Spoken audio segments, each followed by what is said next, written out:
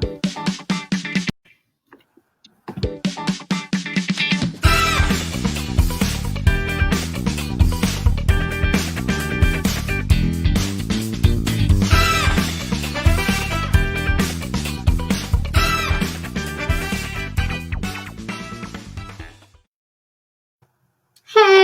Jazzy Jazz. How are you? Good. How are you? Everybody, welcome to Girlfriend Therapy in Session. It's unfiltered girl talk only. And I have the pleasure of being with my little offspring. My first greatest offspring here. My baby girl, Jazzy Jazz. So many of you have seen her around and in my post and all that kind of stuff. So I'm just so honored to have her with me tonight. Because you know what happens when you turn 20 and over there. Now we can have girlfriend talk. Isn't that fun? Yeah. Right? It's a different conversation now. It's a different conversation, right? When they go off to college and they start getting world experiences, that whole feeling of things being much more relaxed and changing. So let's see. We got Carrie says, hey, Sondra and Jazzy. Hey, girl. Hi, Miss Carrie. So I'm so excited to have you on here because people are they know you. They've been seeing things happen with you. So hold on. You know, I got to start with the song. Oh, gosh. I know, right? All right. Here we go. And I'll tell y'all why I'm starting this song in a minute.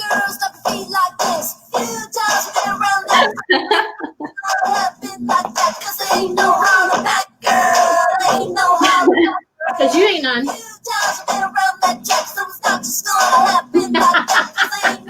Don't act like you don't know this song, girl. I do know all the words. Elena! Hi. Okay, I told you us to think that this was saying, that's my ship. Which Yeah. ship? We were driving back from somewhere. That's my ship. And then this is how she learned how to spell bananas. Mm-hmm.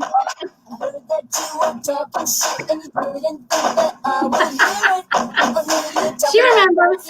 Yeah. Oh, that's funny. Oh my gosh. You guys, that is so funny. So when the girls are little, they'd sit back in the car and I'd love me some Gwen Stefani.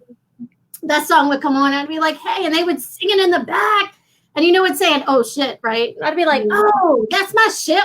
That's my ship. I'd be all into it. And we used to sing it so fast, like, and sing it anywhere, like at camp, away from camp. And then people would look at us. But we were saying ship, and then she told us, she was like, you can't sing it anymore. Not at all. Not anywhere. She was like, don't do it. Don't sing the line. We were like, oh, it's fine. We'll just say ocean. Like, it's like, we'll just sing that word. And then she was just like, no, just don't sing it. Just don't do it at all. So as much as my girl can be one of my girlfriends now, I'm only going to drink alone. She's at 20. Even though you know what happens in college. We won't promote it on television, though. You know what I'm saying? It's okay. So my girl is here because I like to chit chat and talk to her, but she's doing such big things, girl. So this poetry is so freaking powerful, and I'm so proud of you. Mm-hmm. Yeah. So tell everybody, you know, a little bit about you and poetry and how, and just how it came about, and like, tell us. Yeah. So the farthest back memory I have of poetry is in 5th grade, and my teacher had us all write a poem on salvation, and so that's what we did. We all wrote those, and mine was just scribbled on a piece of paper, and she liked it, and she had me read it in front of the class, and so I went home, and I was just like, oh, this is good. And my mom she kept it in her office. Like, she was like, this is really good, Jazmine. Like, you actually did something here. And I was blow me away. Yeah, I was shook. And then I remember in middle school, we had fine arts competitions, and I entered in one for poetry. And out of the entire middle school of like the private schools in Maryland, like, I had gotten 3rd place. And I was like, oh wow, like, this could actually be going somewhere. Like, okay, it was fun. It was just fun. Later, I would say probably in high school, my grandma bought me a notebook. She found this notebook and she really liked it, and she bought it for me. And at the time, I was going through some pretty hard mental health episodes and states and things I didn't know how to explain. So I would just write in this notebook, and I would write it down. And I realized later that I was writing in the form of poetry without really realizing it. Like, that's just how I would articulate my thoughts. And it became easier over time to like go back and read what I was feeling and tell it to other people if I didn't have to specifically say it myself, if I could just read what I've already written. And that's kind of how it's progressed over time. I didn't share any of my poetry with my parents until 2017. Y'all, let me stop her right there. I knew this child has been writing and writing and writing and writing and writing. I see the journals, they start stacking up, and I'm like, oh, and I'm like, just for graduation, can I just have a journal? That's what I want. Graduation came and went, y'all. But I was like, okay, this is when I realized how personal poetry. And I did not realize that until then. Yeah, so I remember it was December of 2017, and we were just having a conversation about we were talking about the Me Too movement, actually, and so I was trying to explain to her something that I'd gone through, and I didn't know how to say it, so I read it, and I grabbed one of the many poetry books I had laying around, and she just started crying, and I was like, oh God. I was like, look, oh wait, these are tears, like they're real tears. Yeah. And it was a combination of like, wow, that was really good, and wow, I'm sorry you had to go through that by yourself without telling anyone, because like I said, like I wrote things down, I didn't verbalize them, aside from like crying, because I did a lot of that. But yeah, so, and then throughout the years, my parents have both just pushed me to keep writing, and this past beginning of quarantine in March, my mom just kind of pushed me to put it online and put it out there, and now we have an Instagram and a website and people who actually like what I write, so it's been pretty exciting. Oh, I'm so proud of you. Yes. So it's just, I've known that it's been so powerful and so good for so long. And every time she'll just seep out one or two, I say it on my phone and I'm like, and then she did start letting me put them out there a little bit. But the fact that you've now opened it up, it's just amazing. And you just read your first one out loud the other day. And it's terrifying. I know, but feedback coming to me is so amazing. People are just like, wow. Eileen says, encourage, not push. That's right.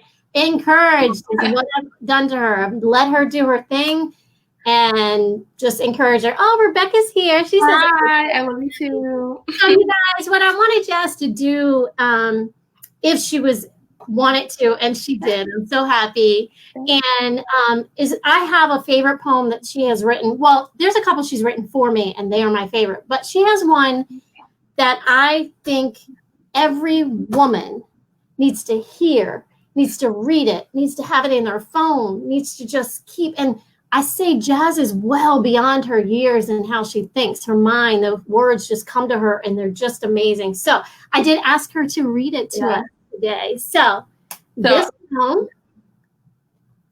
So the thing about it is this poem actually doesn't have a title to it. Unlike, I try to put titles to my poems. I've never really created one. I don't know if you have. So I do. I basically tell people this poem is called My Existence. Okay. Makes sense. Okay. I like that. And you got to say with attitude, my existence. For it to make sense. Okay. So I'll just read it. I don't have them memorized, but no. My existence demands attention. Call it dramatic, I call it confident, but I've never settled for less than what I believe my worth deserves. Worth measured by self as in every other part of me but me as in body as in what you see, and since beauty is in the eye of the beholder, I will always know my worth better than the next person. Because in order for you to know me, you must treat me as a vase, an intricately designed product made for better things, meant for bigger things. Things referring to beautiful progress found in hidden places like eyes, smile, and body language, the way I talk without speaking, the way flowers bloom without being asked, peacefully and meaningful. So like an empty vase, I demand attention. Because the outside is made for beautiful things, just look harder. Yes, y'all, come on. No, I can't snap with my fingernails. Yes. Ladies, did you hear that? Did anybody, actually men, women, did you hear that? Is that beautiful? There's Kelly, grown into a spectacular young woman, so blessed. Yes. Oh, you guys, that poem, let me just tell you, I read that for myself. There's always times where, finger snapping, I know, delayed, right? There's always times where we get down on ourselves. It's just human nature for us to just wake up and not feel good enough. People make us not feel good enough. People make us feel like we're not there or whatever, especially if you're dating or whatever. But that poem, it's so deep. I love it. So here's another one. So here's one more thing I wanted to talk about. This is not technically, I don't know if you would call it a poem, Jazz. How would you explain this one? For me, I wrote it. So the poem is split into 10 points, and I call them checklists. So like when I was writing this poem, it was like a checklist for myself of things I need to remind myself of, things I need to do when stuff like this happens, when I get in situations where I feel inadequate or not good enough. And specifically the poem was about a guy, but at the same time, like, you can talk about it with friends, you can talk about it with anything. It's just my specific situation that I was in when I wrote it was tailored towards that, but it applies with so many things. And so when I tell people about it, I always say it like it's a checklist. Like, you check off.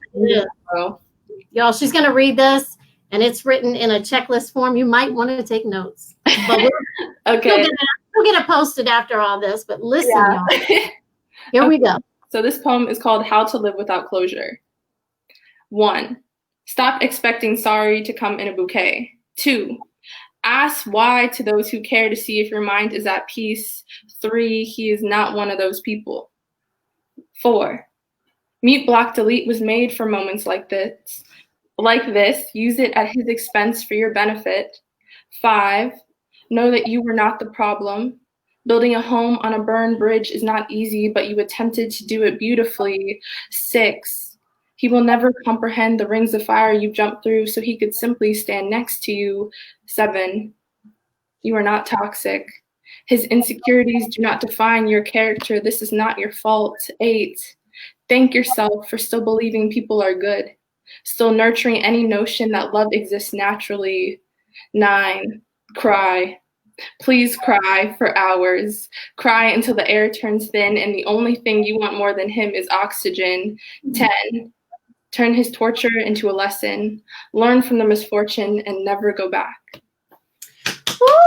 I can't.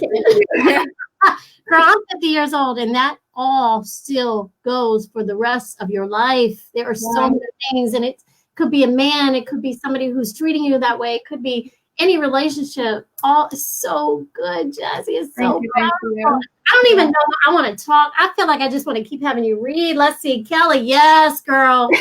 Baby girl, I told Jazzy, when she writes her poetry, she never knows it's going to touch somebody else's life. So I am encouraging her to be what we're calling now a mental health, positive mental health advocate, right? Mm-hmm. This poetry is so positively helpful to somebody else. Oh my God. Okay, so I'm going to go ahead and share this since we're doing it. Do you have yours? Because I would like you to read the ones you wrote about me just for a moment. I have 2. Jazzy has 2.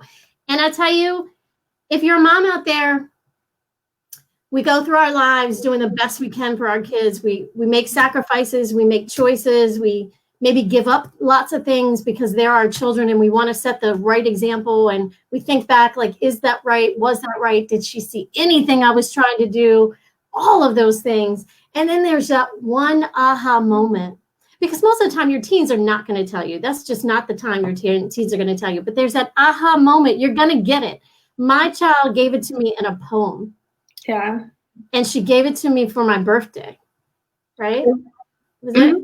So she wrote that. And then she wrote another one about shoes that was just mind-blowing. And if you have those 2, I would love for you. Oh, okay. Do you want me to start? I'll start with the one I gave you for your birthday. Yeah. So remember, moms, there's going to be an aha moment. You're going to get this. Yeah. So this one, it's called Her Story. So it's like a play on words of history. So yeah, like feminism and all. Anyway, okay. So I know this woman. She holds fire and ice on the tip of her tongue in a way that greets you with love, but will leave you lonely if she is crossed. She reminds me of the ocean. effortlessly beautiful and full of more life than is humanly understood. She has this energy about her. It's made of deep-rooted joy from finding optimism in a hateful world and life experiences too deep for light. I met her a few years back. When I was too naive to notice the world wouldn't love me as she did, she selflessly nurtured me from nothing, crafted a complicated pile of curls into something who may one day own the world. She taught me I could own this world. I learned from watching her. She taught me feminism by example. Before I knew the word, I knew my place wasn't behind a man, but beside, only for a few seconds as I passed by. Because a woman's role would always be in front, leading and not allowing life to treat her like a girl. Historically considered weak and disposable, she taught me I am strong, and that life does not slow down, so never settle. There is a world full of life, and I deserve to see it all, and everything is prettier with glitter. Yay! Oh. Well, I'm over here sniffling, but trust and believe that I have cried many a day reading that, because it's just like, I've said it to people who didn't know me, like, oh, I'm sorry, do you need to know me? Here, let me give you this poem. Oh my God. And so even better than that is this one where she talks about walking in shoes. So go ahead, Jazzy. Yeah. So the like, some of the references I made in this poem were back when we lived in an apartment, and I was like 8, 9, and I would just run around in her closet in shoes, and I was not her shoe size, and I would fall a lot, and I just, like, I look back at that as like a memory, and it's like a lesson, sometimes even a metaphor, and so I just wrote it in a poem that way, and it's called A Mile in Her Shoes. I used to enjoy raiding my mother's closet, tripping over the hems of dresses and stomping in her stilettos, lugging my tiny feet in her 4-inch heels in hopes of filling her shoes. I enjoyed it until I fell, tumbled down the tall stairs of the loft, and found myself face first on the kitchen tile. I quickly learned I cannot fill what isn't mine, that my mother provided an outline of all I could be, and it was merely a suggestion. She had no intention, neither was it her goal to hand me everything, to give me a pair of shoes that fit perfectly, programmed to lead me to success and detour destinations ending in pain. She taught me how to walk, carry myself in a way that made any pair of shoes look like they could fit, and the best miles would always be made in my own shoes. Oh, I'm crying.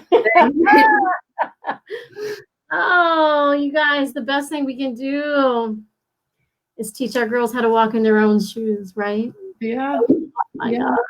I'd love it. I needed to learn. Yes. And metaphorically, yeah. We give you training shoes. We let you walk in our shoes till you fall on your face. Yeah, I realized they weren't mine. They were not mine. Oh my God, Michelle is here. My Lord is here, saying you're beautiful. And everybody's saying such wonderful things. And I'm so glad Jazzy's on Facebook now, because now that I don't have to just sit here and show her the comics, she can get on there. So you guys, she has created her own website called myjazzylife.com, and her own website, her Instagram. And so tell them what you want to hope to do with this myjazzylife.com. Yeah, so my initial goal for every year on New Year's Eve, my mom has us create a goals list for the year. And a big goal on my 2020 list was to publish a novel. Hopefully in the future, I will publish this novel that'll hopefully be entitled Hidden Scars. But until that day comes, I've redirected it, realizing that also through conversations with my mother, I've learned that you have to build an audience, you have to build people and find people, and that knowing something about Instagram. Writing. Yeah, you have to find people that are going to resonate with what you're writing and really learn something from it. And so I realized the best way to do that is just to put it online and see how people perceive it and kind of interpret it and see what happens. So on the website, my poetry is separated into I think it's 4 categories. One is called 381. The other is influencers. One is called It Takes Two. And one is called something else. And 381 comes from? Yeah, so 381 comes from it was something that my dad used to write my mom in all of his cards and stuff like that. And it stands for 3 words, 8 letters, 1 meaning. I love you.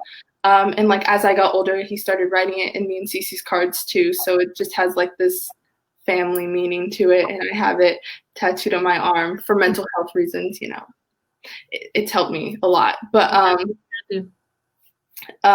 yeah, so that's my goal with the website was initially just to put my work out there and see what happened.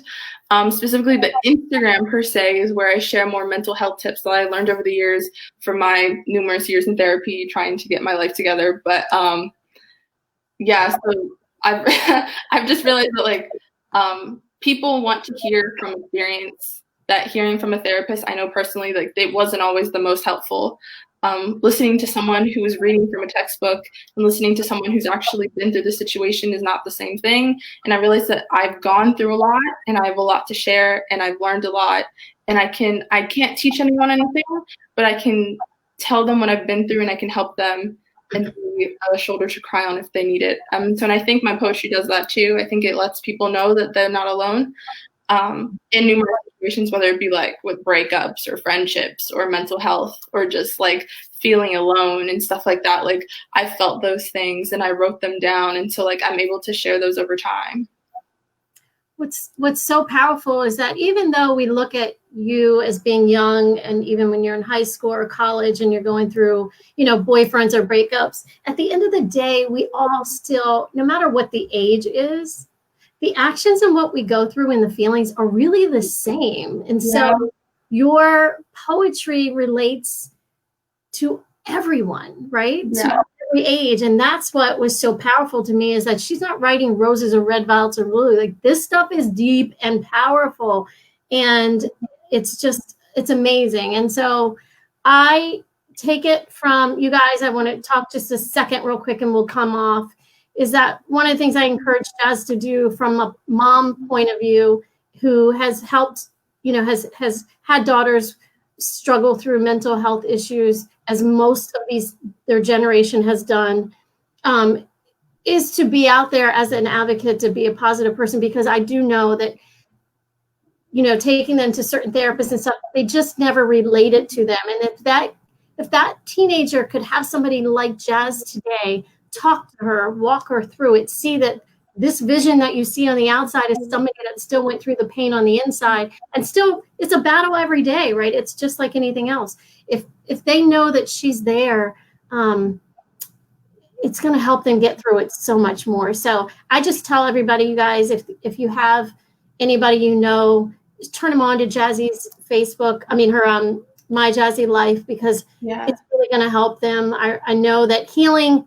I know that when we're healing others, it's healing us. And I know that's doing that for you, right? Yeah, I'm also on my Instagram, like my DMs, my direct messages are always open. I've realized I've learned a lot about myself hearing other people's stories, because there are numerous people who know me from campus or from sports or from anything like that. And when they read things that I've written, they realize like, oh, we were more alike than I assumed. Mm-hmm. They see me as this happy-go-lucky, positive person in school that's just smiling. Social media does, girl. Yeah, like, it looks great. And then they read the poetry site and they realize like that people from numerous backgrounds suffer from the same thing, and they all like have this one thing in common, that like mental health isn't talked about enough, and like they don't express it.